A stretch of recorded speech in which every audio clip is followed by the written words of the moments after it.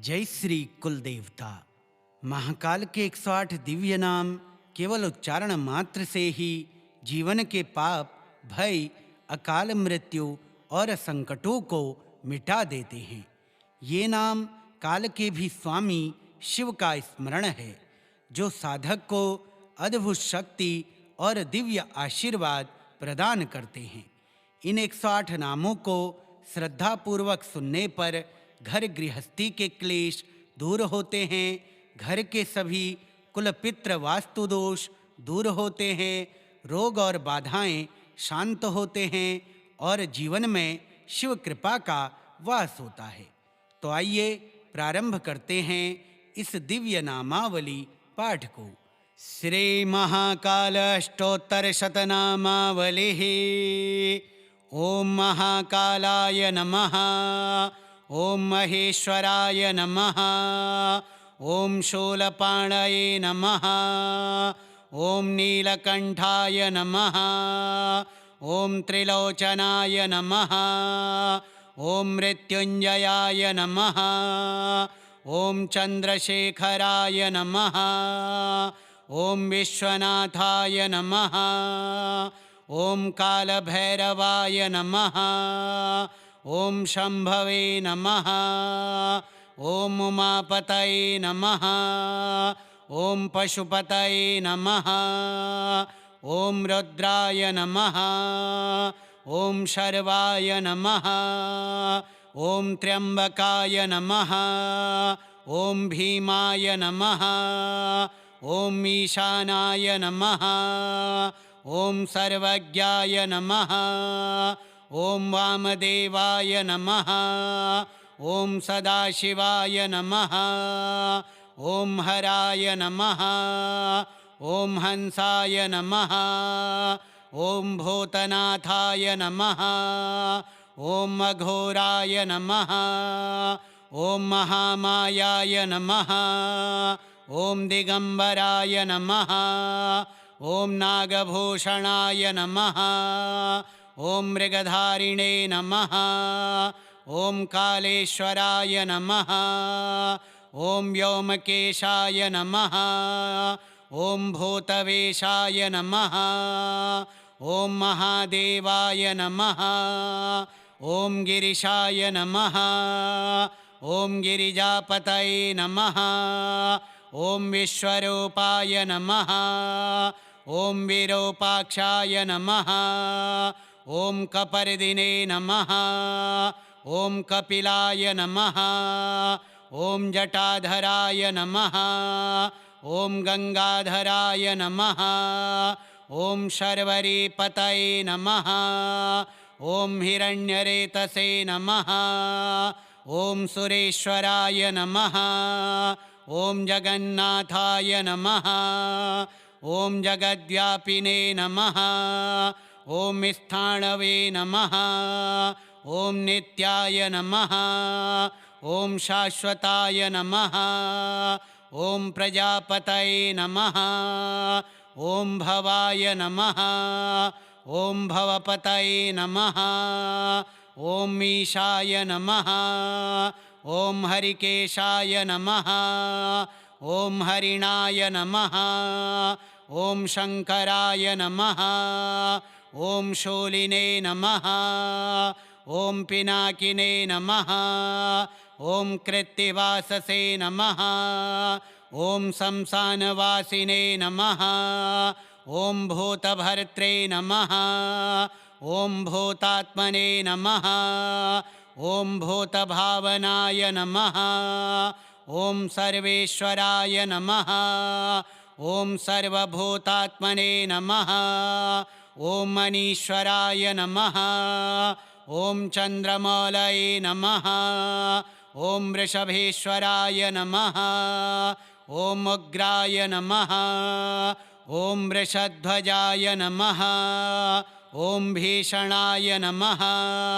ओम कपालिने नमः। ओम हव्यवाहनाय नमः। ओम त्रिपुरांतकाय नमः। ओम कामारये नमः। ओम मन्मथारये नमः। ओम भर्गाय नमः। ॐ हुताशनाय नमः। ॐ तेजस्विने नमः। ॐ विश्वतोमुखाय नमः। ॐ अनन्ताय नमः। ॐ परब्रह्मणे नमः। ॐ वेदवेद्याय नमः। ॐ पुरातनाय नमः।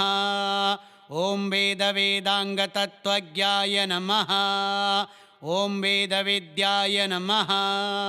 ॐ सनातनाय नमः। ॐ सर्वप्राणाय नमः। ॐ विश्वेशाय नमः। ॐ ओंकाराय नमः। ॐ प्रणवाय नमः। ॐ शान्ताय नमः। ॐ अक्षराय नमः। ॐ पराय नमः। ॐ योगेश्वराय नमः। ॐ योगिगम्याय नमः। ॐ योगिनां पतये नमः। ॐ वरेण्याय नमः। ॐ परमेश्वराय नमः। ॐ त्रिनेत्राय नमः। ॐ कालहराय नमः। ॐ मृत्युहराय नमः। ॐ पापनाशनाय नमः। ॐ लोकनाथाय नमः। ॐ दयानिधये नमः। ॐ भक्तवत्सलाय नमः। ॐ आनन्दरूपाय नमः। ॐ नटराजाय नमः। ॐ महोन्नताय नमः। ॐ महाकालाय नमः। ॐ महेश्वराय नमः। ॐ शूलपाणये नमः। ॐ नीलकण्ठाय नमः। ॐ त्रिलोचनाय नमः। ॐ मृत्युञ्जयाय नमः। ॐ चन्द्रशेखराय नमः। ॐ विश्वनाथाय नमः। ॐ कालभैरवाय नमः। ॐ शम्भवे नमः। ॐ उमापतये नमः। ॐ पशुपतये नमः। ॐ रुद्राय नमः। ॐ शर्वाय नमः। ॐ त्र्यम्बकाय नमः। ॐ भीमाय नमः। ॐ ईशानाय नमः। ॐ सर्वज्ञाय नमः। ॐ वामदेवाय नमः। ॐ सदाशिवाय नमः। ॐ हराय नमः। ॐ हंसाय नमः। ॐ भूतनाथाय नमः। ॐ अघोराय नमः। ॐ महामायाय नमः। ॐ दिगम्बराय नमः। ॐ नागभूषणाय नमः। ॐ मृगधारिणे नमः। ॐ कालेश्वराय नमः। ॐ व्योमकेशाय नमः। ॐ भूतवेशाय नमः। ॐ महादेवाय नमः। ॐ गिरिशाय नमः। ॐ गिरिजापतये नमः। ॐ विश्वरूपाय नमः। ॐ विरूपाक्षाय नमः। ॐ कपर्दिने नमः। ॐ कपिलाय नमः। ॐ जटाधराय नमः। ॐ गंगाधराय नमः। ॐ शर्वरीपतये नमः। ॐ हिरण्यरेतसे नमः। ॐ सुरेश्वराय नमः। ॐ जगन्नाथाय नमः। ॐ जगद्व्यापिने नमः। ॐ स्थाणवे नमः। ॐ नित्याय नमः। ॐ शाश्वताय नमः। ॐ प्रजापतये नमः। ॐ भवाय नमः। ॐ भवपतये नमः। ॐ ईशाय नमः। ॐ हरिकेशाय नमः। ॐ हरिणाय नमः। ॐ शङ्कराय नमः। ॐ शूलिने नमः। ॐ पिनाकिने नमः। ॐ कृत्तिवाससे नमः। ॐ शंसानवासिने नमः। ॐ भूतभर्त्रे नमः। ॐ भूतात्मने नमः।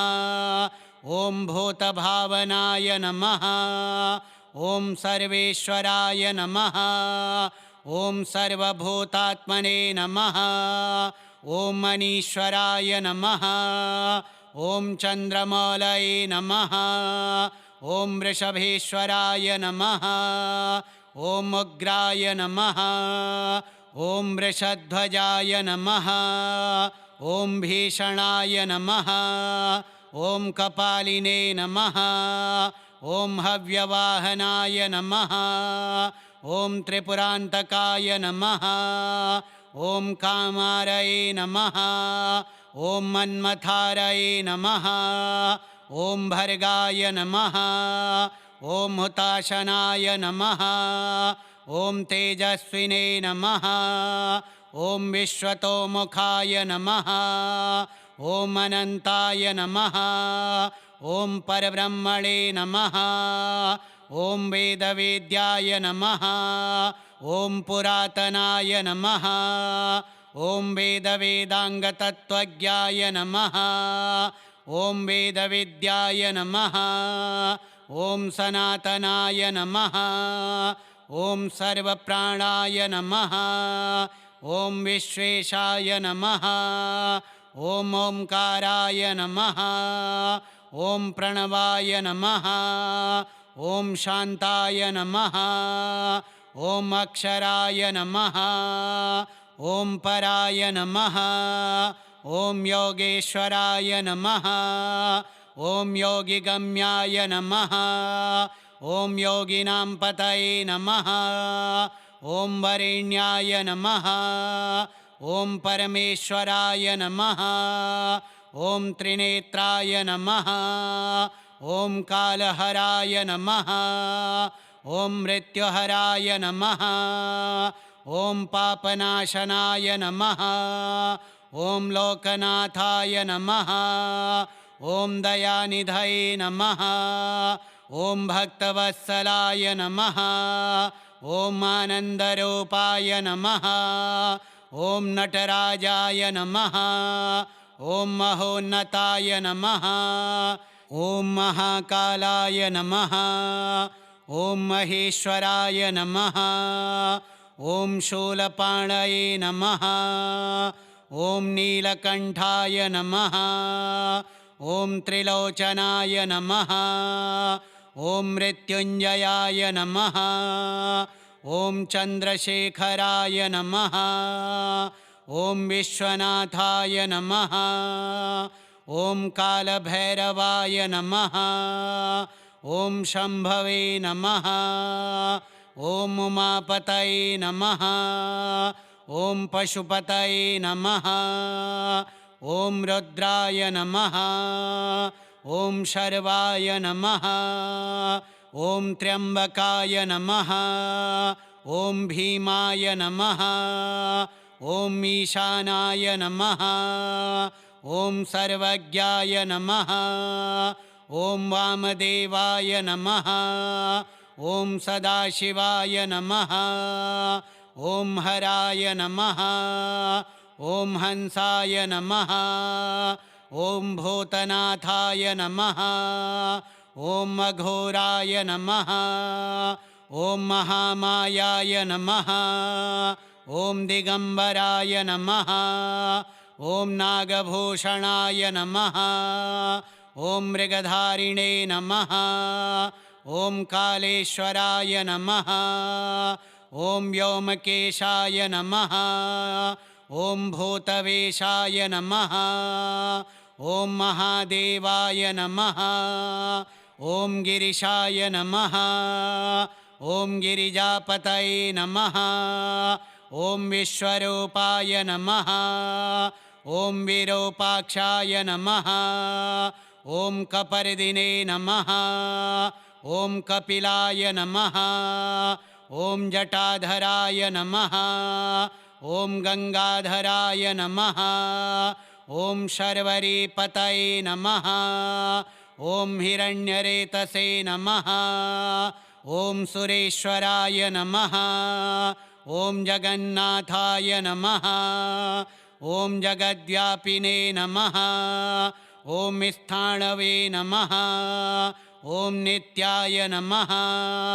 ॐ शाश्वताय नमः ॐ प्रजापतये नमः ॐ भवाय नमः ॐ भवपतये नमः ॐ ईशाय नमः ॐ हरिकेशाय नमः ॐ हरिणाय नमः ॐ शङ्कराय नमः ॐ शूलिने नमः ॐ पिनाकिने नमः ॐ कृत्तिवाससे नमः ॐ शंसानवासिने नमः ॐ भूतभर्त्रे नमः ॐ भूतात्मने नमः ॐ भूतभावनाय नमः ॐ सर्वेश्वराय नमः ॐ सर्वभूतात्मने नमः ॐ मनीश्वराय नमः ॐ चन्द्रमौलये नमः ॐ वृषभेश्वराय नमः ॐ उग्राय नमः ॐ वृषध्वजाय नमः ॐ भीषणाय नमः ॐ कपालिने नमः ॐ हव्यवाहनाय नमः ॐ त्रिपुरान्तकाय नमः ॐ कामारये नमः ॐ मन्मथारये नमः ॐ भर्गाय नमः ॐ हुताशनाय नमः ॐ तेजस्विने नमः ॐ विश्वतोमुखाय नमः ॐ अनन्ताय नमः ॐ परब्रह्मणे नमः ॐ वेदवेद्याय नमः ॐ पुरातनाय नमः ॐ वेदवेदाङ्गतत्त्वज्ञाय नमः ॐ वेदविद्याय नमः ॐ सनातनाय नमः ॐ सर्वप्राणाय नमः ॐ विश्वेशाय नमः ॐ ओंकाराय नमः ॐ प्रणवाय नमः ॐ शान्ताय नमः ॐ अक्षराय नमः ॐ पराय नमः ॐ योगेश्वराय नमः ॐ योगिगम्याय नमः ॐ योगिनां पतये नमः ॐ वरेण्याय नमः ॐ परमेश्वराय नमः ॐ त्रिनेत्राय नमः ॐ कालहराय नमः ॐ मृत्युहराय नमः ॐ पापनाशनाय नमः ॐ लोकनाथाय नमः ॐ दयानिधये नमः ॐ भक्तवत्सलाय नमः ॐ आनन्दरूपाय नमः ॐ नटराजाय नमः ॐ महोन्नताय नमः श्रीमहाकालाष्टोत्तरशतनामावलिः श्रीमहाकालार्पणमस्तु।